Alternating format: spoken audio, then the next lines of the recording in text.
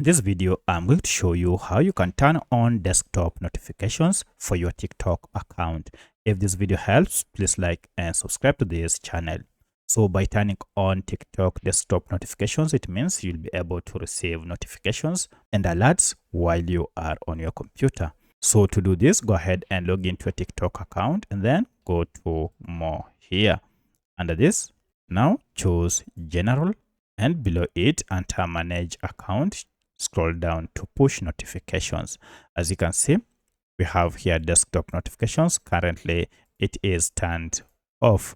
To allow, go ahead and toggle this, and by doing so you'll be able to stay on top of notifications for likes, comments, and latest videos and more on desktop. So that's how you can enable TikTok desktop notifications. If you have any other question, kindly let me know in the comment section. Otherwise, thanks for watching and let's meet in the next video.